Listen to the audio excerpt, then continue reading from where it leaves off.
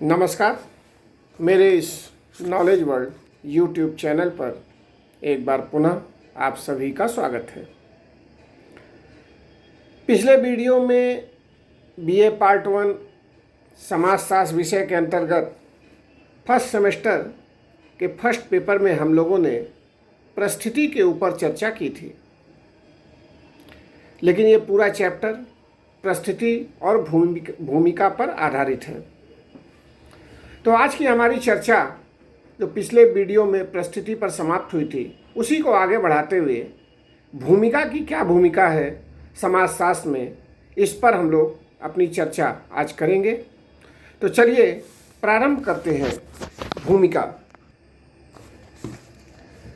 भूमिका परिस्थिति का गतिशील या व्यवहारिक पहलू है। परिस्थितियां धारण की जाती हैं जबकि भूमिकाओं का निर्वहन किया जाता है। जैसे कि एक व्यक्ति जिस प्रकार की परिस्थिति को प्राप्त करता है, उससे संबंधित दायित्वों का निर्वहन भी वही करता है, साथ ही उससे जुड़ी सुविधाओं और विशेषाधिकारों का भी उपभोग करता है। इसे ही हम भूमिका कह सकते हैं या भूमिका की संज्ञा देते हैं। सामान्य रूप से हम भूमिका का तात्पर्य पिक्चर या नाटक में किसी अन्य व्यक्ति की नकल करने से लेते हैं, लेकिन ऐसा नहीं है। समाजशास्त्र में भूमिका का तात्पर्य परिस्थिति से संबंधित कार्यों के निर्वहन से है। परिस्थिति के आधार पर जो दायित्व सौंपा जाता है, उसका निर्वहन ही भूमिका कहलाता है। भूमिका के संदर्भ में विभिन्न विद्वानों ने अपनी अलग अलग परिभाषाएं दी हैं। उनमें से कुछ प्रमुख परिभाषाएं हैं, जैसे डेविस का मानना है कि भूमिका वह ढंग है जिसके द्वारा व्यक्ति अपनी स्थिति संबंधी आवश्यकताओं की पूर्ति करता है। इसी तरीके से इलियट व मेरिल का मानना है कि भूमिका वह कार्य है जिसे व्यक्ति प्रत्येक परिस्थिति के अनुरूप निभाता है। इन परिभाषाओं से एक चीज़ तो स्पष्ट है कि एक परिस्थिति धारण करने के कारण समाज जिस प्रकार के कार्यों को व्यक्ति को सौंपता है या जिस प्रकार के कार्यों की व्यक्ति से अपेक्षा करता है, वही भूमिका कहलाती है। अगर हम दूसरे शब्दों में कहें तो भूमिका परिस्थिति का व्यवहारक या व्यवहारात्मक पक्ष है। एक व्यक्ति अपनी परिस्थिति से संबंधित भूमिका का निर्वहन कैसे करेगा, यह कई बातों पर निर्भर करता है। जैसे कि वह अपने कर्तव्यों के प्रति कितना जागरूक है, वह अपने दायित्व निर्वहन के लिए कितना कठिन परिश्रम करता है, उसमें अपने कार्यों के प्रति कर्तव्य निष्ठा कितनी है, वह समाज के नियमों के प्रति कितना सजग और जागरूक है, साथ ही वह एक साथ कितनी भूमिकाएं निभा रहा है इत्यादि। व्यवहारिक तौर पर हम देखते हैं कि अधिक क्षमता एवं अनुभव रखने वाला व्यक्ति अपनी भूमिका का निर्वाह अच्छी प्रकार से करता है। कोई भी व्यक्ति किसी पद पर कब तक रहेगा, यह इस बात पर निर्भर करता है कि वह अपनी भूमिका का पालन कितनी कार्यकुशलता से करता है। अब हम लोग कुछ चर्चा भूमिका की विशेषताओं पर भी कर ले। देखिए, भूमिका को अगर हम अधिक स्पष्ट रूप से समझना चाहेंगे तो इसके लिए हमें उसकी विशेषताओं को समझना आवश्यक होगा। और हम आज आपको भूमिका की जो विशेषताएं हैं, उसकी कुछ प्रमुख भूमिकाओं का या उसकी कुछ विशेषताओं का उल्लेख आज करेंगे। इसमें जो पहली विशेषता है वह है कि भूमिका का संबंध उन व्यवहारों की संपूर्णता से है जिनकी एक विशेष परिस्थिति धारण करने के कारण समूह अथवा समाज द्वारा अपेक्षा की जाती है। जो दूसरी विशेषता है वह है कि भूमिका का निर्धारण संस्कृति एवं सामाजिक मानदंडों के अनुसार होता है।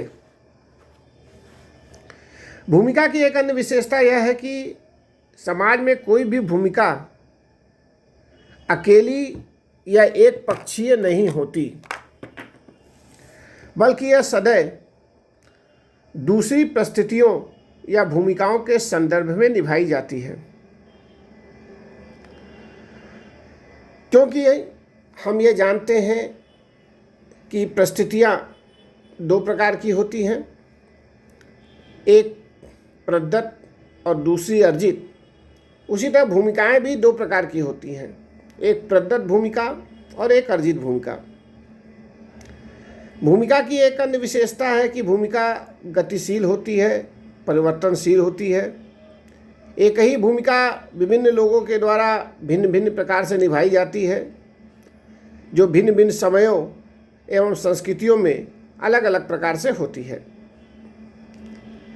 भूमिका की एक अन्य विशेषता यह है कि प्रत्येक व्यक्ति अपनी भूमिका का निर्वाह अपने स्वयं की योग्यता, अपनी क्षमता, अपनी रुचि इत्यादि के आधार पर करता है।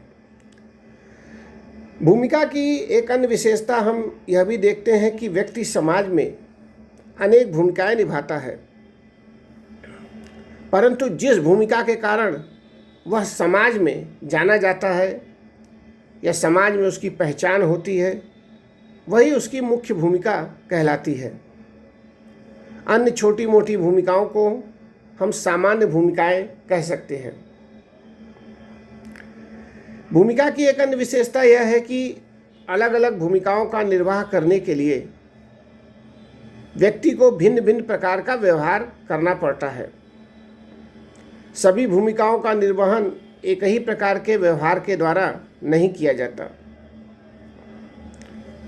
भूमिका की एक अन्य विशेषता यह भी है कि प्रत्येक भूमिका के साथ कुछ न कुछ अधिकार एवं सुविधाएं जुड़ी होती हैं। भूमिका के संदर्भ में रॉबर्ट मॉल्टन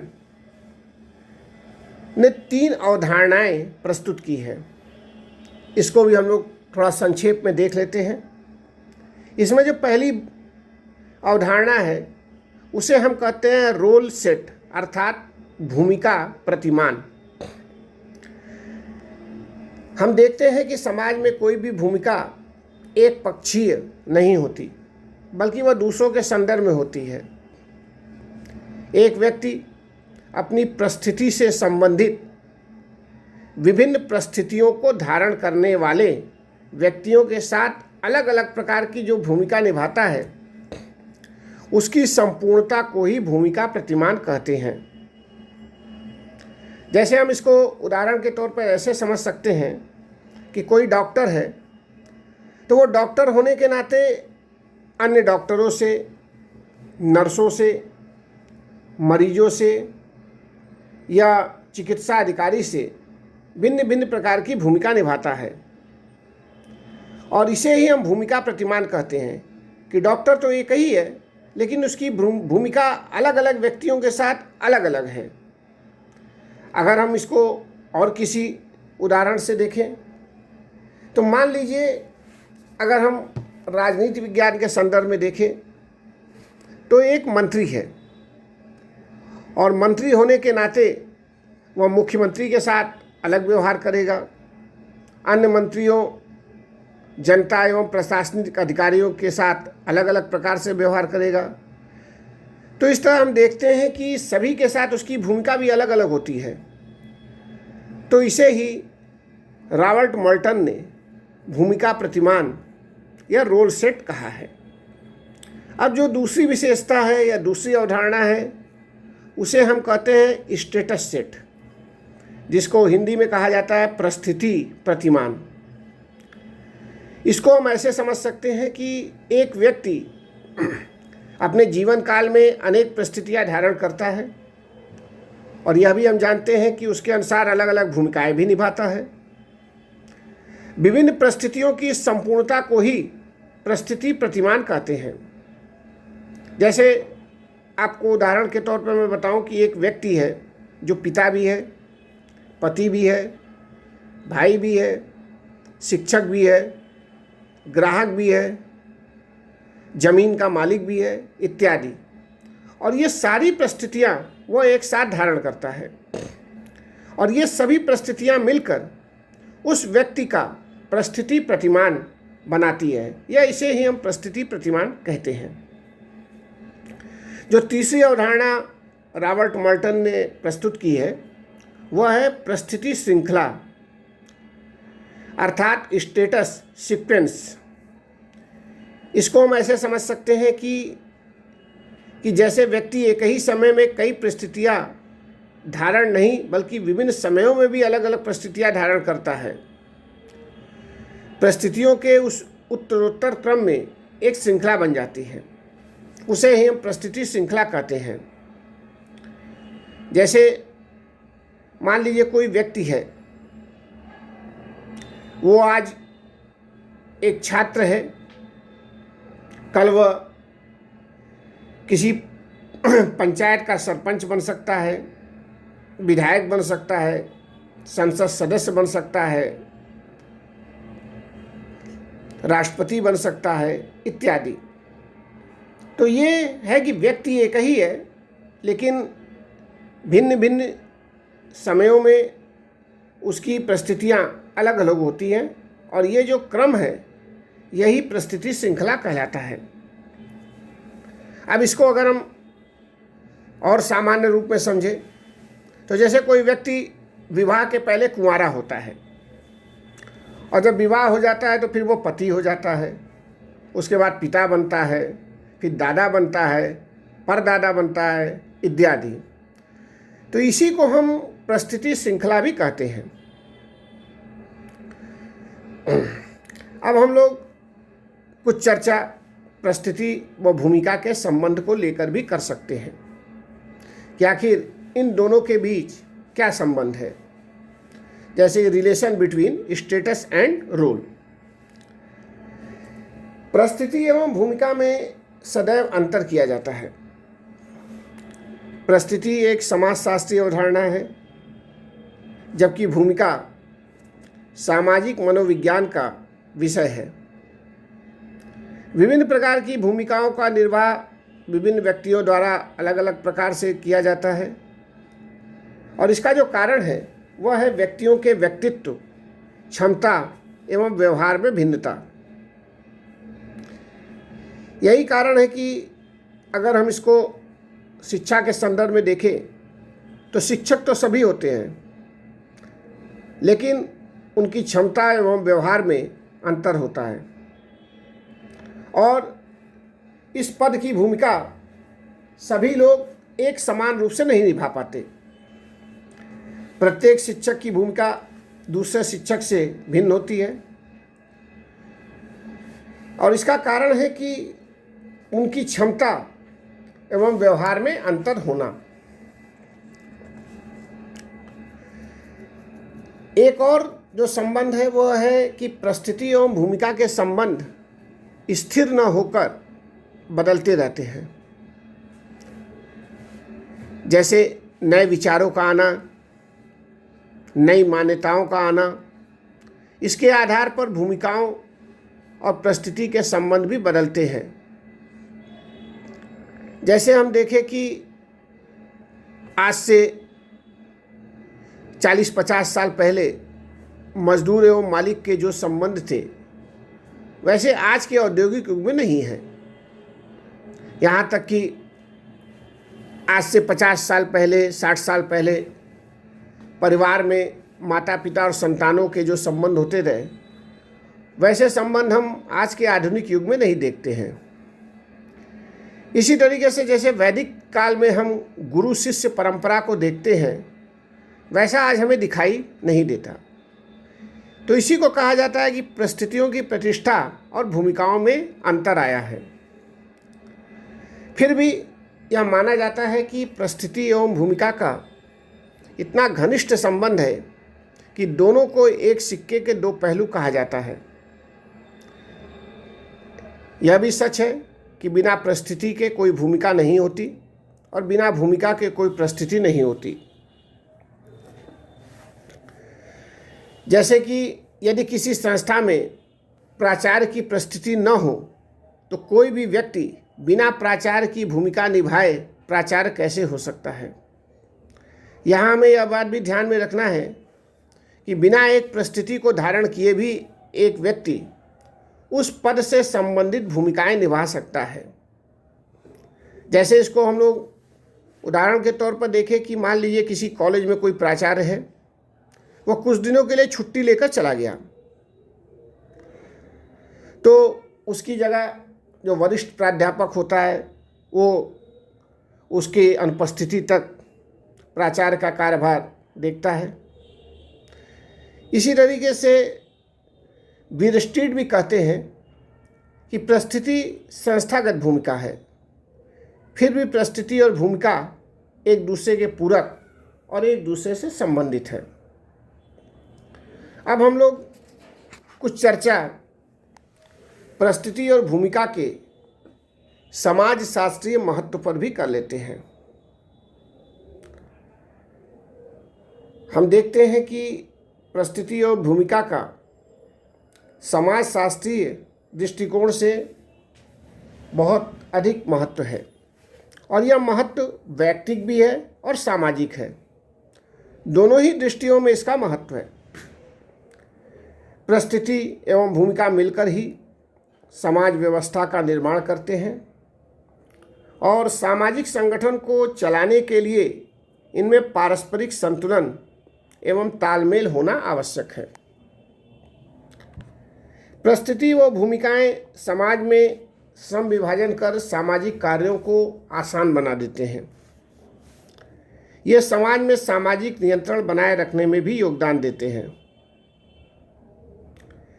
ये व्यक्ति का समाजीकरण करने में भी योग देते हैं।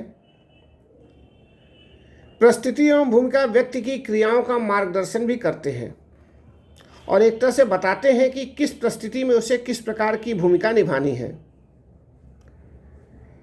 इसके द्वारा हम किसी भी व्यक्ति के व्यवहार का भी पूर्वानुमान लगा सकते हैं। यहाँ तक कि जैसे हम देखें कि यदि कोई व्यक्ति प्रधानमंत्री बनता है तो हम उसके कार्यों के बारे में पहले से अनुमान लगा सकते हैं और भविष्यवाणी कर सकते हैं कि वह किस तरह संविधान एवं सामाजिक प्रथाओं द्वारा अपने कार्यों को करेगा। एक परिस्थिति और उससे संबंधित भूमिका व्यक्ति में एक विशेष प्रकार की मनोवृत्ति को भी जन्म देती है। जैसे व्यापारी, अध्यापक, छात्र, सैनिक और सत्ता में बैठे लोगों की मनोवृत्तियों के निर्धारण में उनकी परिस्थिति एवं भूमिका का भी प्रभाव होता है। हम देखते हैं कि वर्तमान समय में हमारी सामाजिक व्यवस्था में तेजी से परिवर्तन हो रहा है और इसके कारण परिस्थिति एवं भूमिका के पारस्परिक संबंध में या कहा जाए कि उनके आपसी तालमेल में कुछ असंतुलन भी हो गया है। इसके कारण कहीं न कहीं वैयक्तिक एवं सामाजिक विघटन की स्थिति भी उत्पन्न होने लगी है। जैसे हम देखें कि छात्र, अध्यापक, राजनेता, न्यायाधीश या प्रशासनिक अधिकारी इत्यादि सभी अपनी भूमिकाओं को उस प्रकार नहीं निभा पा रहे हैं जिस प्रकार की उनसे अपेक्षा की जाती है। इसीलिए समाज में उनके प्रति असंतोष, अपराध, तोड़फोड़ एवं विघटन की प्रवृत्तियां भी बलवती होती दिखाई दे रही है। यहाँ तक कि अगर वैयक्तिक संदर्भ में देखें तो हम देखते हैं कि पारिवारिक विघटन की मात्रा बढ़ती जा रही है और समाज व्यवस्था को सुचारू रूप से चलाने के लिए यह आवश्यक है कि वैयक्तिक स्तर पर एवं सामाजिक स्तर पर परिस्थिति एवं भूमिका में संतुलन बना रहे और लोग परिवर्तित होती हुई सामाजिक व्यवस्था के अनुरूप अपनी भूमिका का निर्वहन करते रहें। धन्यवाद।